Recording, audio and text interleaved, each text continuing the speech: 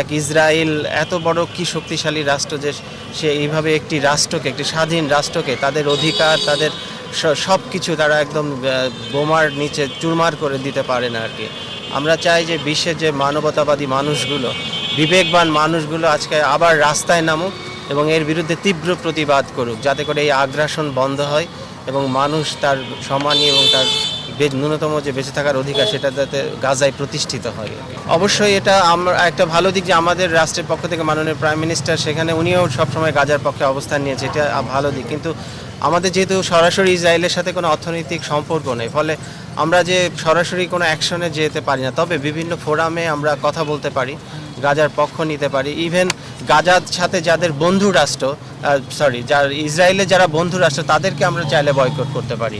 এবং এই মুহূর্তে আমেরিকা একটা তাদের প্রধান দোসর, এবং আমরা প্রয়োজনে আমেরিকার বিরুদ্ধে অবস্থান নিতে পারি।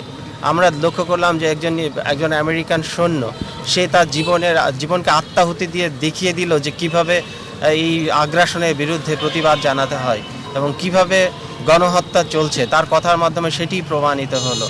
এবং সে সেই গণহত্যা অংশ হতে চায় না, এই কারণে সে নিজে তার জীবন আত্মাহুতি দিয়েছে। আমি মনে করি এটা মানবিক একটা সংকট। এটি থেকে অবশ্যই বের হয়ে আসা উচিত। এই পৃথিবীকে যদি আমরা টিকিয়ে রাখতে চাই, একটা মানবিক পৃথিবী হতে চাইলে এটা কোনোভাবে গ্রহণযোগ্য হতে পারে না। আর দোষর যদি আমেরিকা হয়, প্রয়োজনে আমেরিকাকেও আমাদের আমেরিকান সরকারকেও আমাদের বয়কট করা উচিত বলে মনে করি আমি। আজকে সকাল 10টা থেকে 4টা পর্যন্ত এখানে অনশন করছি আমরা। এটা ফ্রেন্ডস অফ প্যালেস্টাইন, মূলত এখানে শিক্ষক, ছাত্র, অভিভাবক সকলেই আছেন। মূলত যে গণহত্যা বন্ধ, প্লাস ওখানে যে ক্ষুধা দারিদ্র, যে এখানে তৃষ্ণার্ত মানুষগুলো আছে তাদের প্রতি সহমর্মিতা জানিয়ে তারা গাজায় আজকে যে চরম মানবিক বিপর্যয় সৃষ্টি করেছে, এর বিরুদ্ধে সারা পৃথিবীর বিবেকবান মানুষরা আছেন, তাদেরকে এটা প্রকাশ্যে আসতে হবে। এবং আমরা মনে করি ইসরায়েলের এই যে এখন পতন লগ্ন, এটাকে আনা যায়, সারা পৃথিবীর সাধারণ মানুষ চেষ্টা করলে অনেক কিছুই করতে পারবে সেই আশা থেকে, এবং এক ধরনের গাজাবাসীর সাথে সহমর্মিতার জন্যই আমরা মূলত এখানে আমাদের আজকে বসা।